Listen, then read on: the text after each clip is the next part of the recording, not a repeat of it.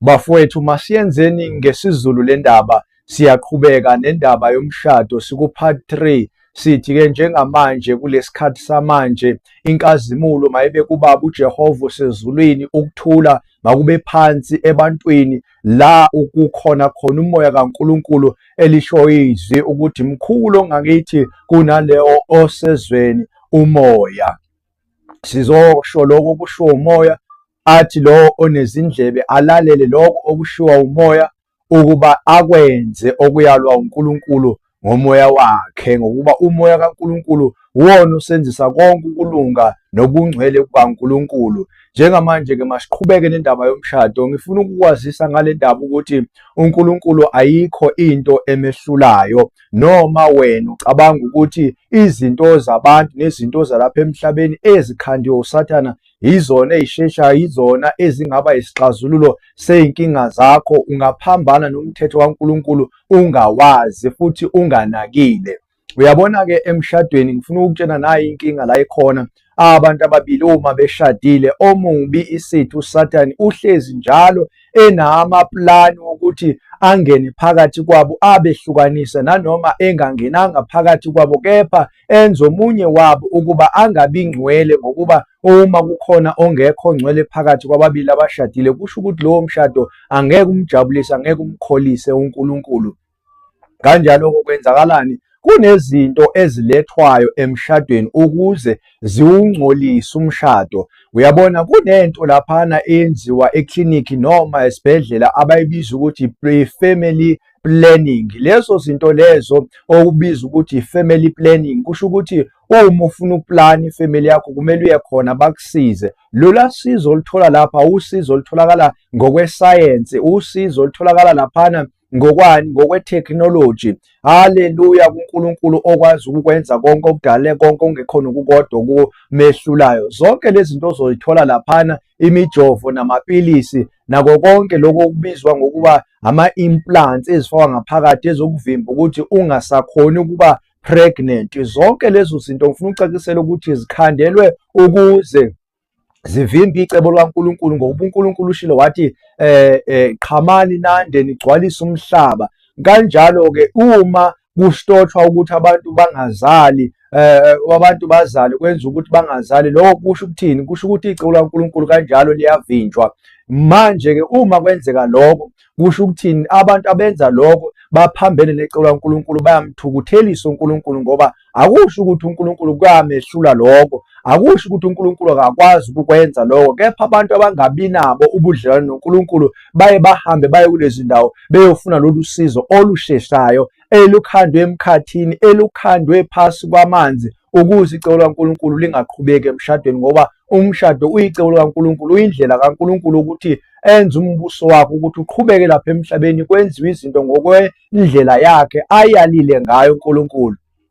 Ngishilo-ke ngathi lezi zinto ezitholakala lapha eklinikhi zonke azimlungelanga umuntu, ngokuba zinama-side effects, ngoba ekugqibeleni lezi zinto kumele zenze ukuthi noma sowuthi uyayeka ukuyisebenzisa, kumele ukuthi kube nzima kuwe ukuthi ube njani, ube umuntu ozokhona ukuthi uhlalise umntwana esizalweni sakho. Kwenza ukuthi kube khona ama-miscarriage njalo. Uma kukhona i-miscarriage nama-stillborn, umuntu lapho owinayo uSathane kanye nazo zonke izinduna zakhe, azibekile emkhathini, azibekile phasi kwamanzi, azibekile phasi komhlaba. Yizona ezizothola leli gazi lalabantwana nalobungcwele balabantwana, ngokuba basuke labantwana uma beyama-stillborn noma kuwabantwana abashonele esiswini, uma bekhushwa bayinyama, bayadliwa yilezi zinto ezingenako ukuphila, ezithola ukuphila kubona. Yiloko uNkulunkulu eshilo wathi abantwana, ukuba umuntu akazange awafana nomntwana ngeke aze angene embusweni kaNkulunkulu.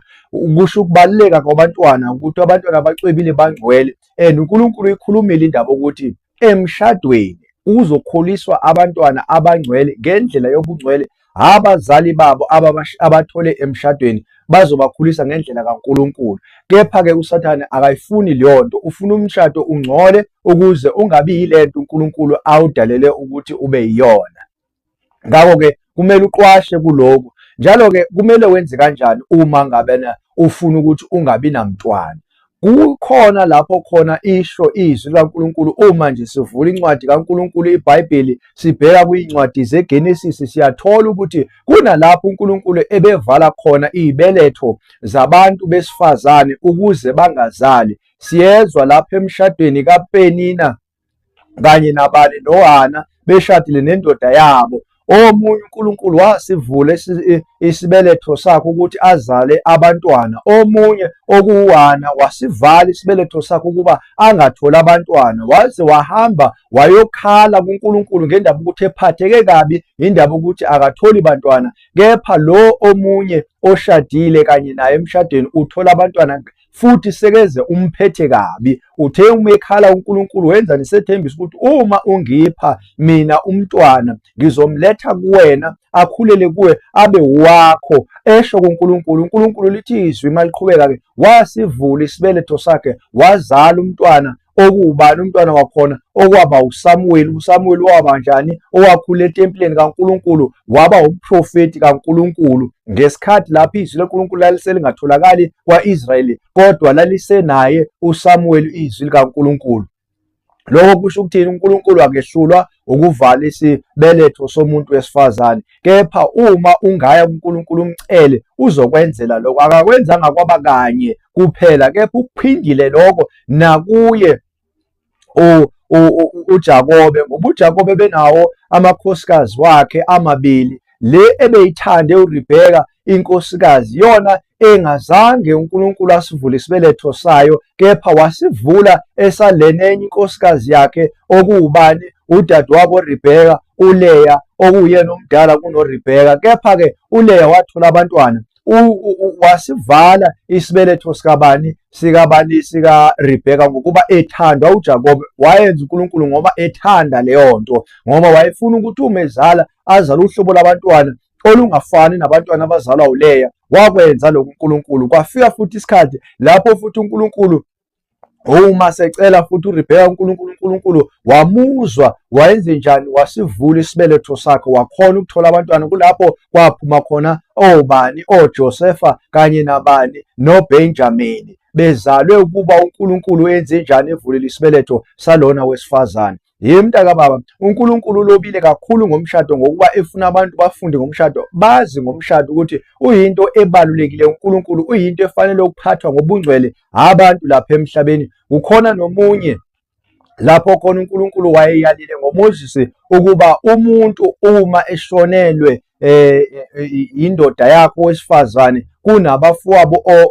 kwabondoda leyo yakhe emshonele, kufanele olandelayo leyo ndoda kube wuye ozomnika lo mfowabo oshonile indodana ezoba indlalifa. Lapho-ke sizwa ngestori kwincwadi yeGenesis sika-Onani ukuthi u-Onana waqonda ukuthi le ndaba yokuthi atholele umfowabo indodana ezoba indlalifa wangayifuni leyo nto. Kwathi uma kumele kwenziwa ucansi ukuthi amithise lowo wesifazane, yena wayenze njani? Uma kufika isikhathi sokuthi atshale imbewu, wayeyikhipha imbewu ayichithe ngaphandle. Leyo nto lilobelizwe ukuthi yamthukuthelisa uNkulunkulu. uNkulunkulu wambulala lona wesilisa obizwa ngokuba u-Onana. Mntaka baba, uNkulunkulu uyinakile indaba yomshado. uNkulunkulu ufuna umshado ugcinwe ungcwele. NoDavide owayesenhliziyweni kaNkulunkulu ethandwa uNkulunkulu, siyezwa lapho ukuthi uDavide wenza iphutha lokuthi abone umfazi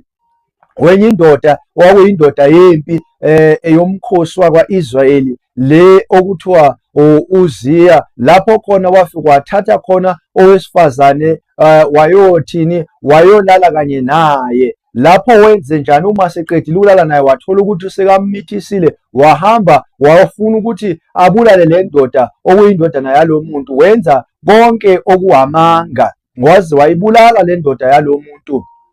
Usema seyibuleleke le ndoda, uNkulunkulu wavela kuye emthukuthelele. Kanjalo uthe sekemthukuthele uNkulunkulu wamehlulela, wamjezisa uDavide. Le ndaba yalotshwa ukuthi lo uma kukhulunywa ngaye wesifazane kuthiwa ngendaba yomfazi ka-Uziya. uNkulunkulu wabeka u-Uziya wayibala empilweni kabani, empilweni kaDavide, ukuthi lapho kukhulunywa ngoDavide indaba yalona owayegcinile engcwele engafuni ukuzingcolisa, ulona uNkulunkulu amcelebrate-ayo empilweni kaDavide, kwaba ukuthi wonile uDavide. Kanjalo uNkulunkulu wamshaya kakhulu uDavide ngaleyo ndaba empilweni yakhe. Yemntaka baba, umshado akumele ukuthi ungcoliswe, kumele uhlale ugcinwa njalo unjani bazalwane, ucwebile.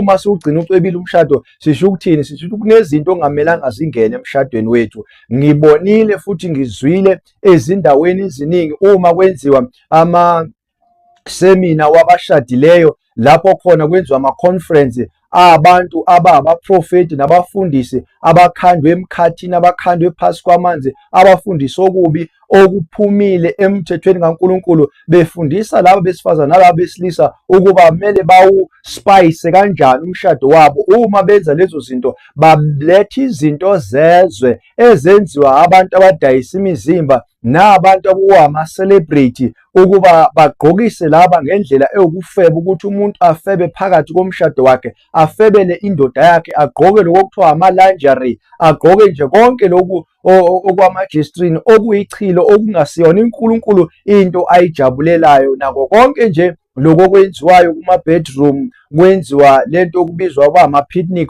kudecorate ama-room, kulayitwa amakhandlela, kwenziwe zonke nje lezi zinto okuthiwa i-romance, ngoba into ze-romance izinto ezikhandwe uSathane, izinto ezikhuthaza ukufeba, zokuheha, lapho abesifazane befundiswa khona ukuthi uma sebeshadile mabagqoke njengalabo abangashadile, abadayisi bemizimba, labo abamawathi abayilento babiza ukuthi ama-slay queen, bakhompithe nabo ngokuba amadoda abo achazwa yilaba abagqoka ngendlela yama-slay queen, abagqoka ngendlela yabantu abadayisa imizimba, laba abashadile abesifazane bagqoke njengabo, bakhompithe kanye nabo. Uma benze njalo, bagqoka njengezwe, benza njengezwe, bayalahleka, bayaphuma emthethweni kaNkulunkulu, bayaphuma ezwini kaNkulunkulu, bayaphuma entandweni kaNkulunkulu, ngendaba yokuthi bafuna ukugcina amadoda wabo, bafuna ukuthi amadoda wabo angabathini, angabafebeli. Uma benza konke lokhu, bayaphambana nezwi likaNkulunkulu, bayaphuma emthethweni kaNkulunkulu, abawuhloniphi umshado kanjalo, ngoba umshado uNkulunkulu ufuna ukuthi uhlonishwe, ngokuba uma ababili beshadile bekesivumelwaneni kanye noNkulunkulu, uma bephila bayilento esibiza ukuthi ngesingisi imodeli, isibonelo esihle ebantwanini abakhula emphakathini kanye nalabo abazalile abakhulisayo. Uma benza lokhu okulotshiwe okusezwini, begqoka ngokufanele, haleluya, umshado wabo okufanele umuntu wesimame okholwayo, owumntwana kaNkulunkulu, othobela uNkulunkulu, othobela indoda yakhe, ogqoka njengaloko indoda yakhe ethanda ukuthi umfazi wakhe agqoke ahlonipheke. Ayikho indoda ethanda ukuthi umfazi wayo agqoke njengasifebe, kepha indoda ithanda ukuthi owesifazane wayo agqoke ngendlela ehloniphekile, ngoba uma owesifazane ehloniphekile kusho ukuhlonipheka kwayo nayo indoda.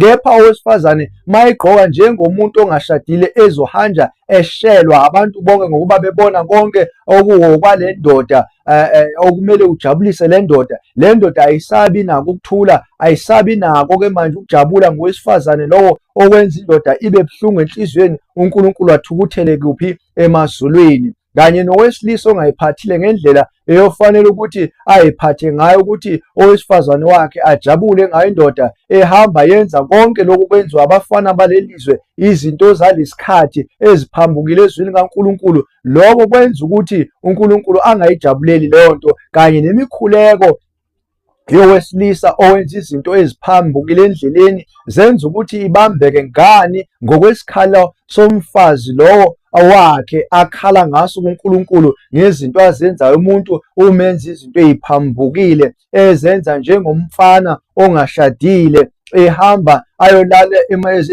ezindaweni zokuphuza, enza isilala. Lokho kwenza ukuthi owesifazane angajabuli uma ebuya emthukuthelele, emshaya, emenza ngazi ukuthi uyingane. Kepha-ke siyezwa izwi la lisitshela khona ukuthi owesimame noma umfazi wendoda, indoda uma imshaya izishaya yona ngokuba wenziwe ngethambo layo, uyinyama yakhe lo wesilisa. Kanjalo kumshado kumele abantu bawu-understand, bawazi ukuthi usho ukuthini, ngoba uma ushade owesifazane niba nyama enye, nibe muzimba omunye. Kanjalo uma ngamphathanga kahle lokusho ukuthi awuziphathanga kahle wena. Yiloko-ke kushiwo ukuthi abesifazane mabahloniphe abesilisa, amadoda wabo, kuthi amadoda athande omkawo. Kanjalo-ke umthetho kaNkulunkulu kuningi uNkulunkulu akukhulumile ngomshado engithandile okusemoyeni wami ukuthi ngikhulume ngako, ngikulethe kuwena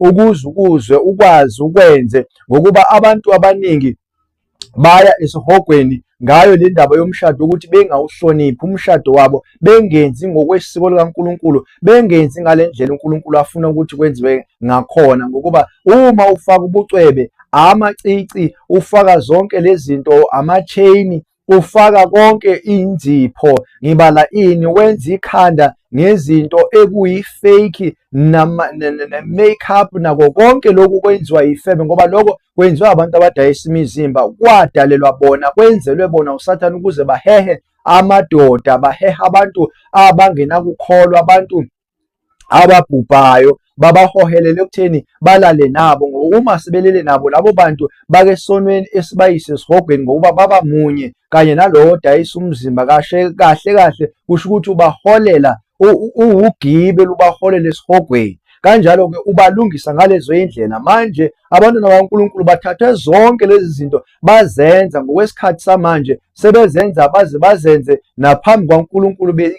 beya esontweni, benze ngendlela abantu bezwa abenza ngalo. Kanjalo izwi liyasitshela lithi phumani phakathi kwabo, phumani ningenzi njengabezwe, ningalithandi izwe, nincama ukuphila kwenu, nincamele uNkulunkulu. Kanjalo abancama ukuphila kwabo bayosindiswa uNkulunkulu, bengalithandanga leli lizwe ngokuba leli lizwe lingabafanele. Kanjalo kwabonakala ukuba mabathathwe uNkulunkulu baye ezulwini, abantu ababenjenjani, ababengalithandanga leli lizwe. Kanjalo abantwana bakaNkulunkulu akumele silithande leli lizwe, kepha kumele silixwaye leli lizwe, silibukisisise nemikhuba yalo, ngokuba ezwini kulotshiwe ukuthi imikhuba kaSathane siyayazi.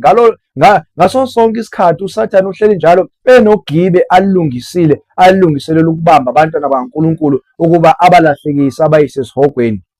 Ziningi izinto mntakababa, ngisho mina uma singabuka ngisho nendaba yeringi le efakwe emshadweni, le ring efakwe emshadweni, kahle kahle uma usuyibheka kahle indaba yakhona, ujula ngayo, uyathola ukuthi ezwini beyingenzeki le ndaba ukuthi abantu bafakane iy'ndandatho uma bezoshada, ngokuba iy'ndandatho lezi kwezinye zibhaliwe amagama la zikhandwe khona, ezinye zinama-numbers okuwamanamba omkhathi, okuba izinto abantu abathrekhwa ngazo, nemikhuleko yabo ethiwa ngalezo zinto, ngokuba ziyiphathi yento uNkulunkulu athi abantu mabayikhiphe kubona okuwubucwebe, ngokuba abantu benza ithole balikhonza ngobucwebe okwakutholekele kubona. Abanye babenamacici, abanye babenazo iy'ndandatho lezi bephuma kwaFaro. Lezo zinto yilezi zinto ababona ngazo uNkulunkulu, abayala uNkulunkulu wathi mabayikhulule. Kepha manje besikade sazi thina ukuthi umuntu oshade i-white wedding uyena umuntu ofaka indandatho, kepha kulamalanga nomuntu oshada i-tradition naye seke yayifaka indandatho. Manje sengisho ukuthi-ke baningi abantu manje asebayi-identify umshado wabo ngendandatho. Umuntu akawugqokeli lutho umshado, sobona nje ngeringi kuphela ukuthi ushadile, kepha indlela agqoke ngayo ayisho ukuthi uwumuntu womuntu ushadiwe, uganile. Akusho lutho lokho, kusho iring. Uma usubona iring, singisho ukuthi ungameshela ungazi, ungene ecaleni lokuthi ulale nomuntu wesifazane ushadile, wena ungazi umuntu wesilisa. Lokho kwenziwa uSathane ngamabomi, ngoba njalo ufuna ukuthi enze ukuthi kube nendlela yokubuyisa abantwana bakaNkulunkulu, abantwana abangazi, ngokuba ngokungazi, ngokuswela ukwazi, abantu bawele ekufeni. Uthi uNkulunkulu abantu bakhe bayafa, bayabhubha ngendaba yokuthi baswele ukwazi. Mntakababa, siletha ukwazi kuwena, ukuthi ukwazi lokho okuthandwa nokufunwa uNkulunkulu, okusecebeni kaNkulunkulu nokungekho ecebeni kaNkulunkulu, ngoba ngiyakutshela isihogo siyanda. Baningi abantu abaya esihogweni, kepha banciphile abaya ezulwini. Iyaphela iveki kungenamuntu ongena ezulwini, kepha esihogweni iminute neminute, isecond nesecond, baningi abangenayo lapha. Mntakababa, uyafuna ukuthi usinde kule ndaba esihogweni ungayikhona, kepha uye embusweni kaNkulunkulu, kwindawo lapho uNkulunkulu asilungiselele yona.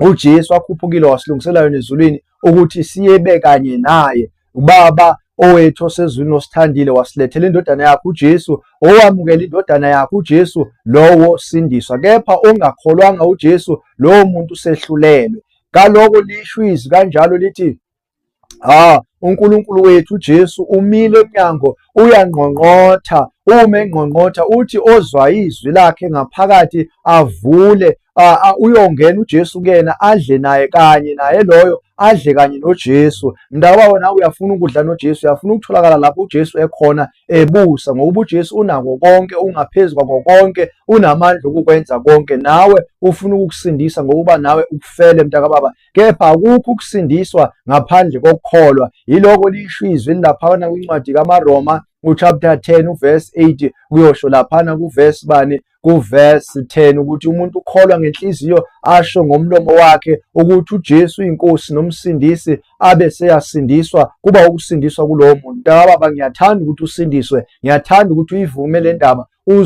uzokhona ukuthi wazane nezwi likaNkulunkulu okulotshiwe ezwini likaNkulunkulu, ngoba uma uzifundela umoya engcwele engakusizi, angeke ukhona ukubuzwa, angeke kuhlale kuwena okulotshiwe okuyizibhalo zikaNkulunkulu, okumbhalo kaNkulunkulu ongeke uzudlule kuyodlula konke izulu nomhlaba, kepha kona okubhaliwe ongeke kudlule okuyizwi likaNkulunkulu elungunaphakade. Konke kudale ngezwi, konke kwenzeka ngezwi likaNkulunkulu. Uyalidinga izwi likaNkulunkulu ngokuba liwumlilo, ngokuba liyintoni, liyi-4 liqhekeza amadwala. Izwi likaNkulunkulu lisebhulima isedali yaseLebanon. Izwi likaNkulunkulu esilishumayela kuwe linamandla okukusindisa, linamandla okukulwela kwizitha zakho. Izwi eliuJesu, ngoba uJesu yilo leli zwi engikhuluma ngalo. Mntakababa, mamukela uJesu ukuze uthi noma usushadile kube kuhle, akuhole emshadweni wakho, ulast emshadweni wakho, ngoba isifungo senzile ile sokuthi uyohlukaniswa ukufa kanye nomyeni wakho. Ayikho into ezokuhlukanisa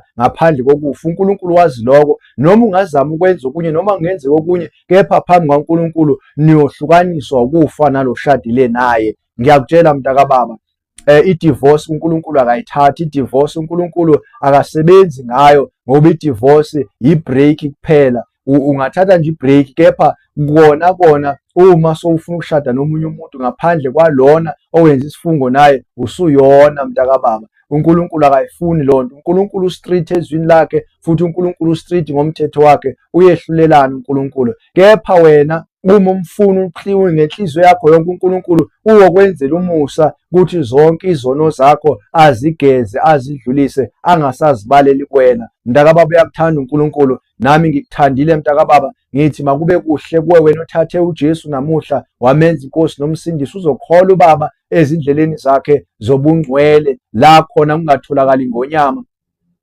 eqwengayo, lapho khona kuhamba kuphela abakhulule ngokuhlawulelwa. Haleluya, makabonge uJesu kuze kube phakade. Amen.